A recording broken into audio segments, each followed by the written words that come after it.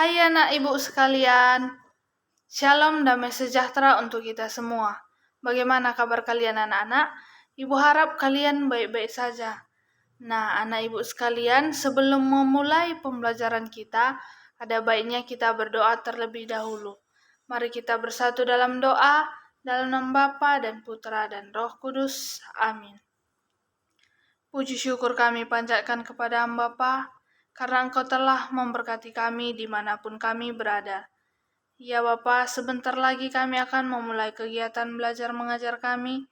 Kiranya Engkau yang selalu menyertai kami dimanapun kami berada. Terpujilah namamu kini dan sepanjang segala masa. Amin. Dalam nama Bapa dan Putra dan Roh Kudus. Amin. Nah, anak ibu sekalian, hari ini materi kita adalah bersyukur sebagai citra Allah. Kata bersyukur seiring dengan kata puji Tuhan.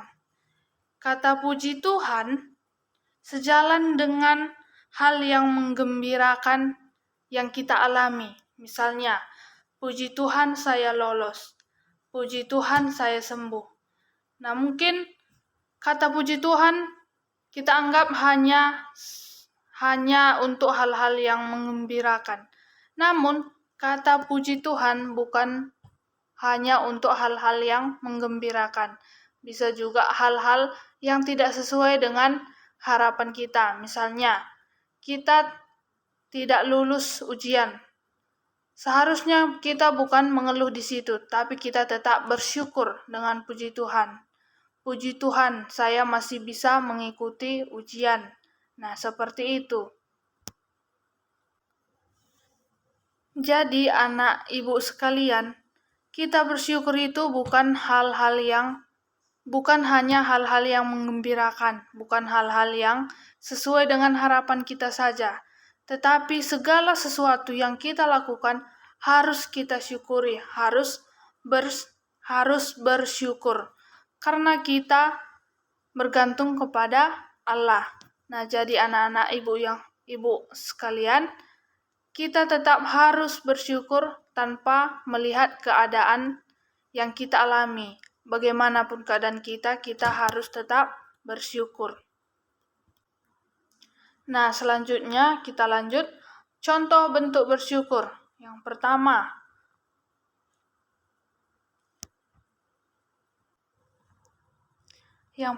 yaitu contohnya perayaan ulang tahun.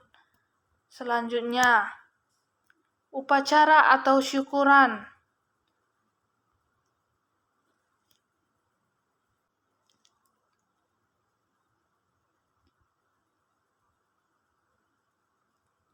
Selanjutnya, perayaan besar, misalnya Paskah, Natal.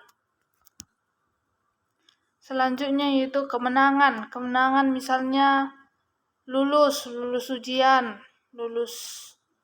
ujian sekolah.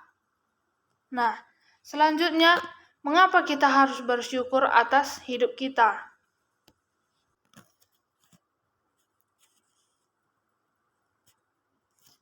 Nah, yang pertama, mengapa kita harus bersyukur atas hidup kita? Karena hidup adalah anugerah dari Allah.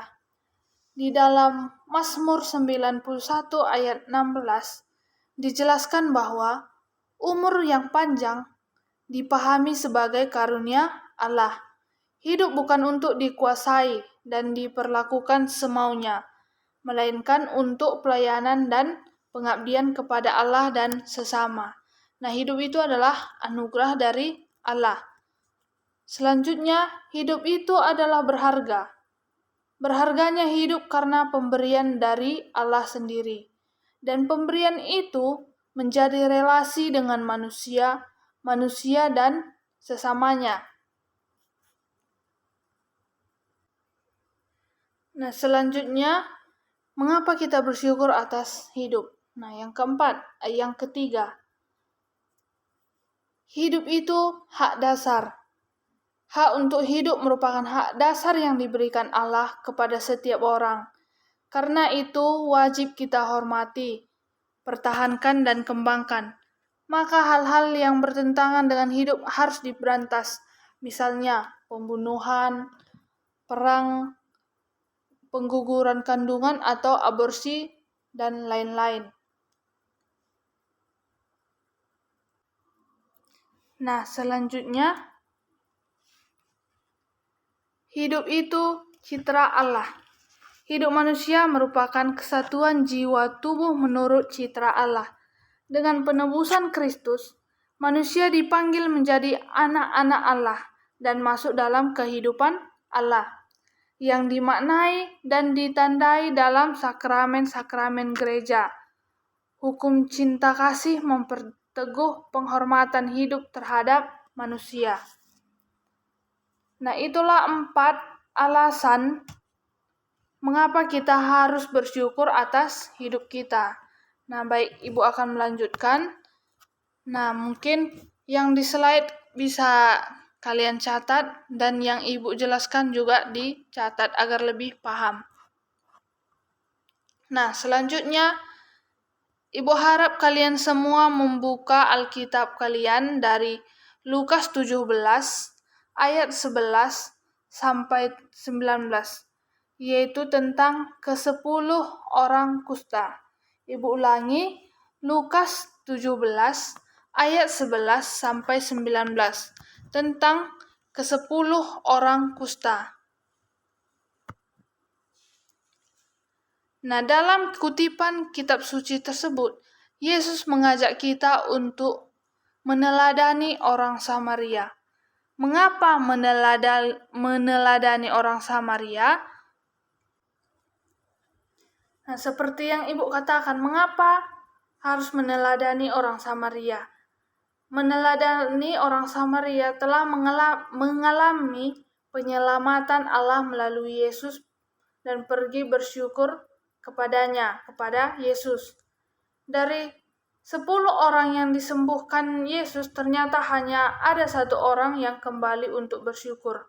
Nah, kebetulan di situ orang yang bersyukur itu adalah orang Samaria.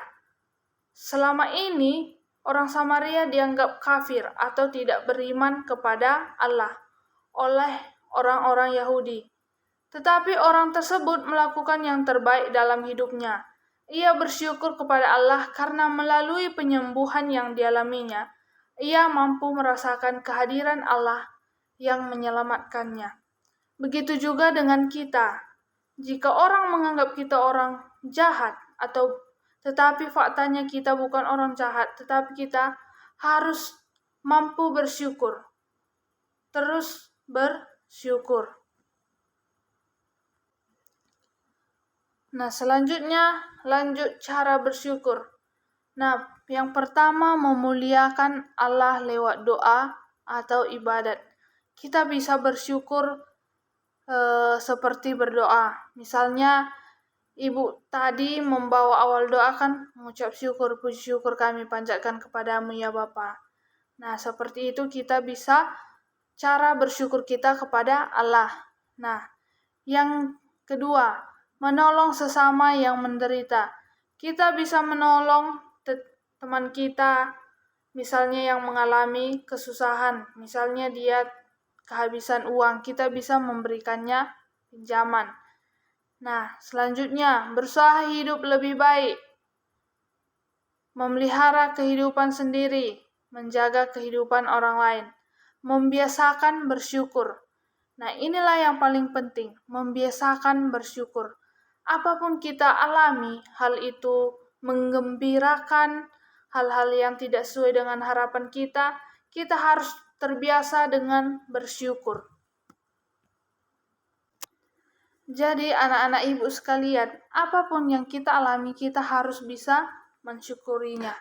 Nah, selanjutnya di sini udah Ibu tampilkan tugas, ada 4 soal. Ibu harap kalian mengerjakannya dengan tepat. Karena jawabannya ada di slide sebelumnya atau yang Ibu sebutkan tadi.